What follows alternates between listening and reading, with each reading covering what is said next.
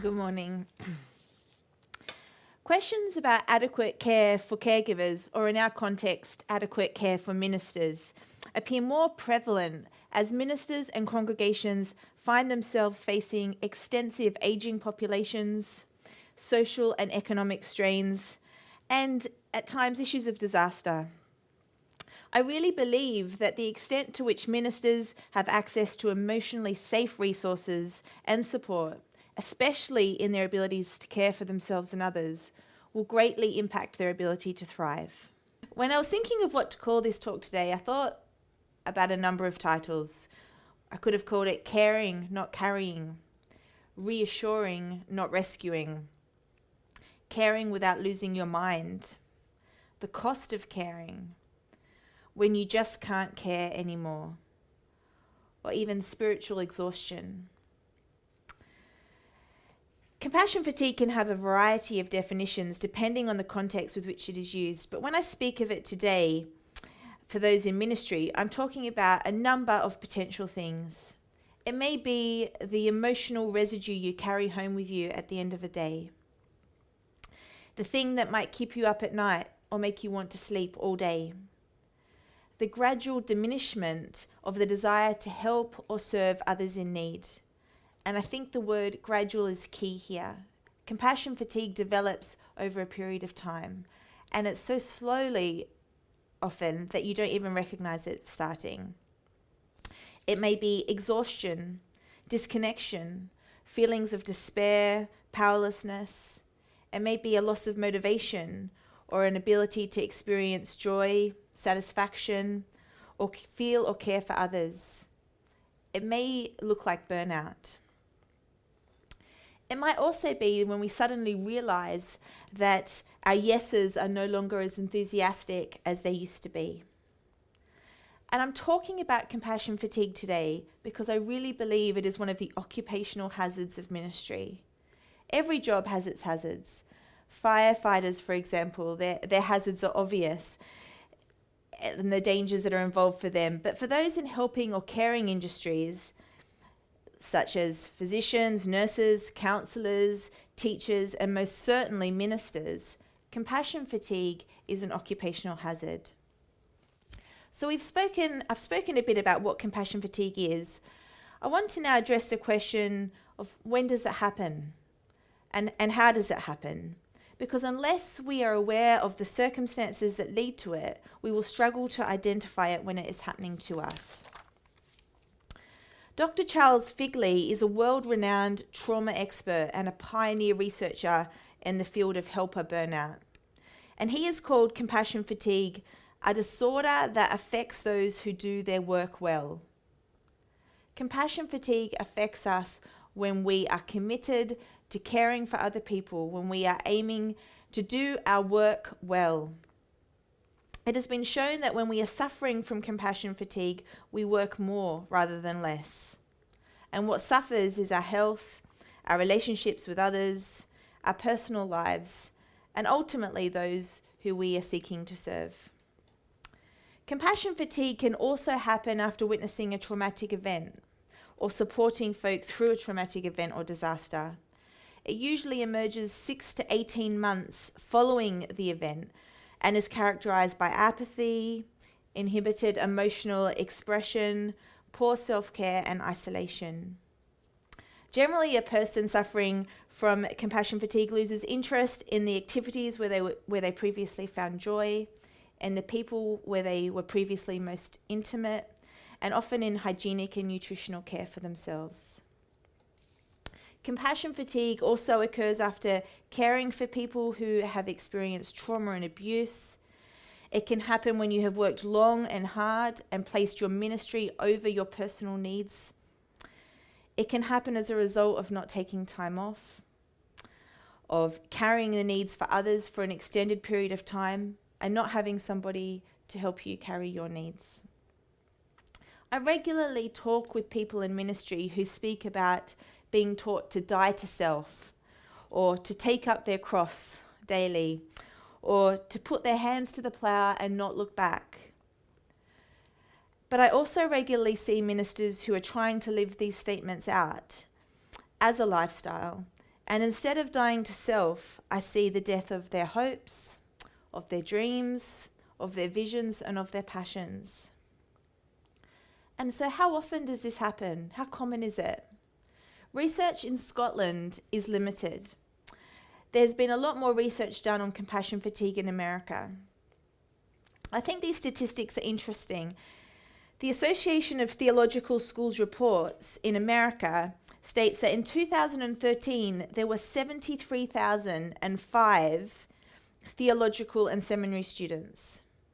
Despite their eagerness to enter the ministry, research shows in America that 80% of graduates exit ministry again within 5 years.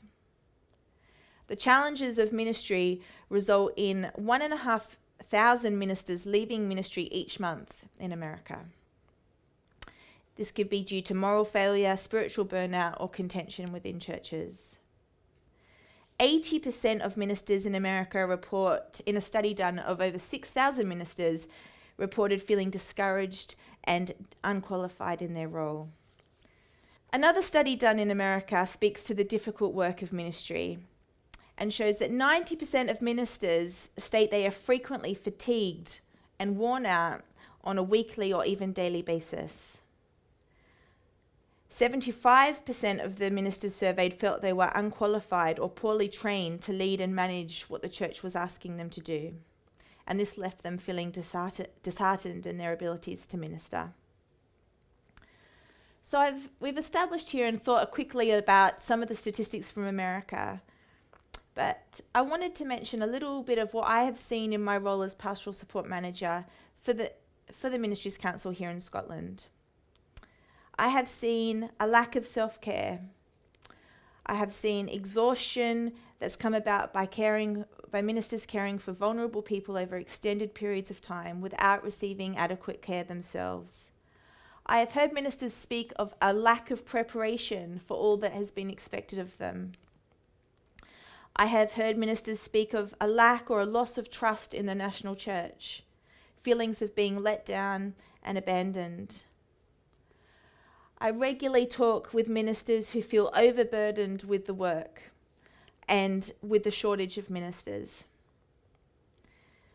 Some ministers talk about unresolved wounds from the past that they still carry with them. Others speak of isolation and loneliness. And many speak of the unrealistic expectations put on them by their congregations, often their presbyteries, and also often from Ministries Council. I also hear ministers speak of a loss of their prayer life and their spiritual disciplines and practices. All of these things contribute to compassion fatigue and burnout. We could talk about the causes of compassion fatigue all day, but more importantly, what do we do about it? How do we recognize it and how do we prevent it? How do we take care of ourselves in an increasingly challenging context? I think the first thing I'd want to say is that it's so important to acknowledge your fatigue. It is okay to say, I am tired. I am weary and worn out. It is okay to take time off, to arrange holidays or a break. And I know that some will say, how can I do that when there is nobody else? There is nobody else to step up and do this. There is nobody to cover.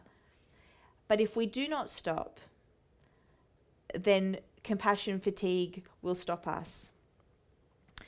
In the Church of Scotland context, we currently have 1,329 congregations. We have 1,040 charges.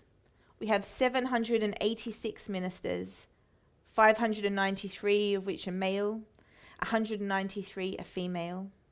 We have 254 vacancies. And we are going to have a further 34.9% drop in the workforce in the next 10 years. And currently we have 12 students in their first year of training for full-time ministry of word and sacrament. So there is not going to be a reduction in our workload anytime soon.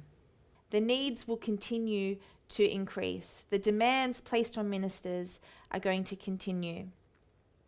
We need to create a culture where it's okay to say no, where instead of stretching ourselves thinner and thinner, we recognize that we can say no, even if it means that things won't get done, that there will be nobody else to cover. We also need to recognize our need to grow in knowledge, experience, in well-being, and we need to acknowledge our need for help.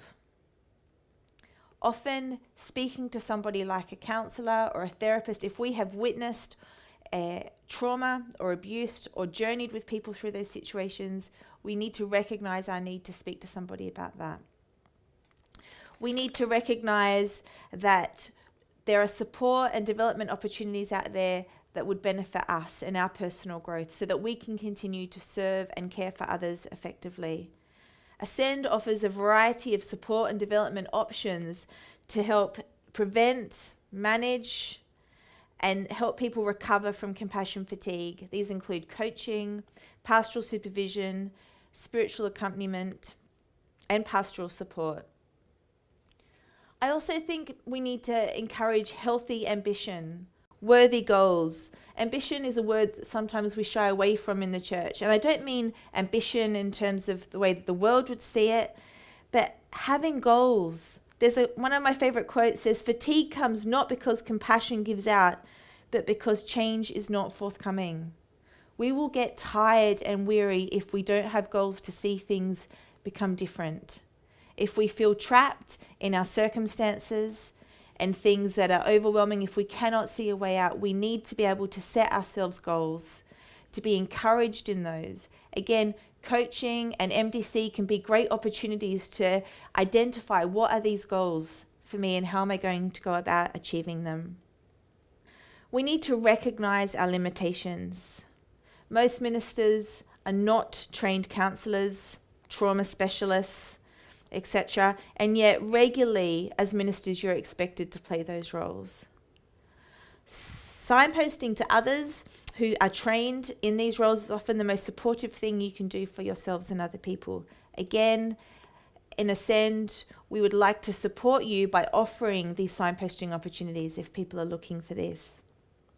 It's so important to have a network of relationships of support in difficult and happy times. And spending time investing in these relationships is important. And spiritual growth, spending time on your own personal spiritual growth, the discipline of retreats or journaling, spiritual accompaniment can all really support in this. We've only touched briefly today on the massive subject that is compassion fatigue. But I want to encourage you that if you want to find out more, if you want to speak to somebody, please do get in touch with us, the Ascend team, or in pastoral support, and it would be great to speak to you further. Thank you.